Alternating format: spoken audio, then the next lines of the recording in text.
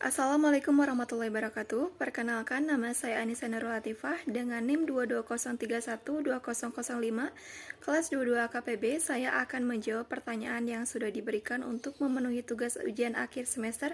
Baik, kita mulai dari pertanyaan pertama. Di sini saya akan menjelaskan berkembangnya ilmu pengetahuan di kalangan umat Islam dalam 3 periode, yaitu pada masa Umayyah, Abbasiyah, dan modern.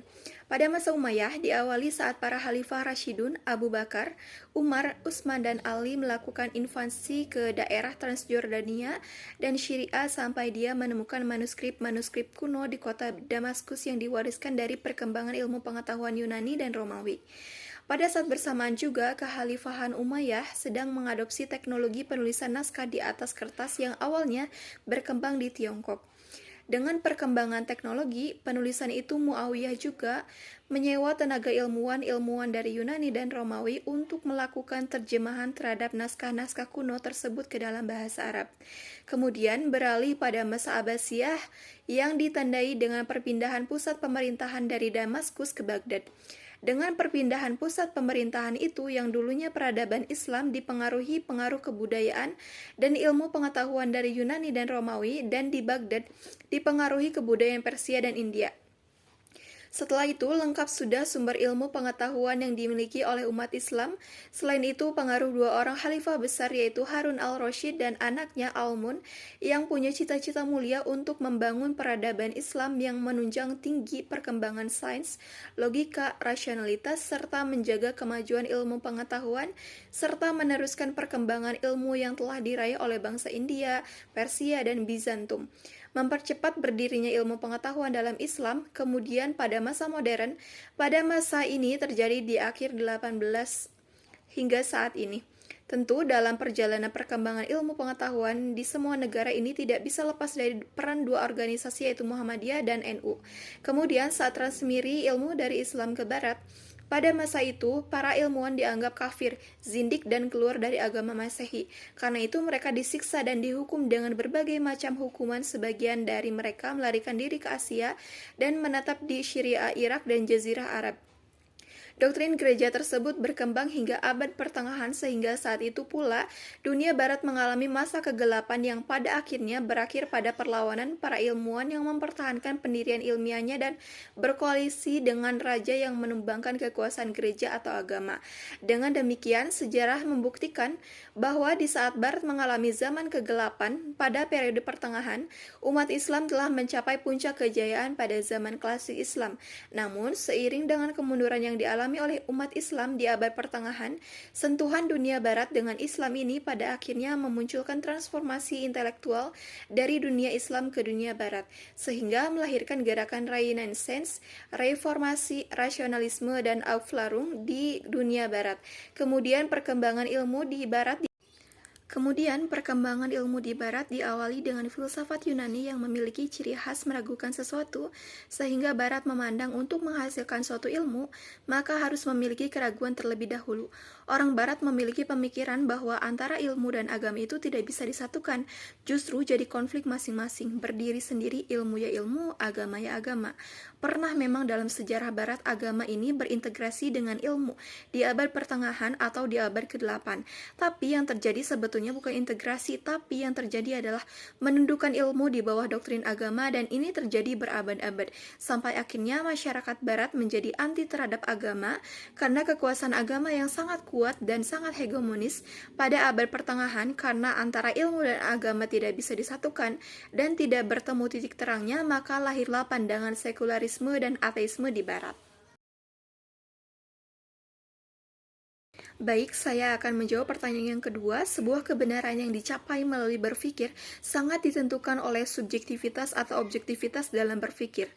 Membicarakan tentang berpikir objektif sebagai bentuk kerja akal tidak bisa terlepas dari berpikir secara filsafat, karena filsafat mengajak manusia untuk berpikir menurut tata tertibnya atau logika, dengan bebas tidak terikat pada tradisi, dogma, serta agama, dan dengan sedalam-dalamnya sampai ke dasar persoalan.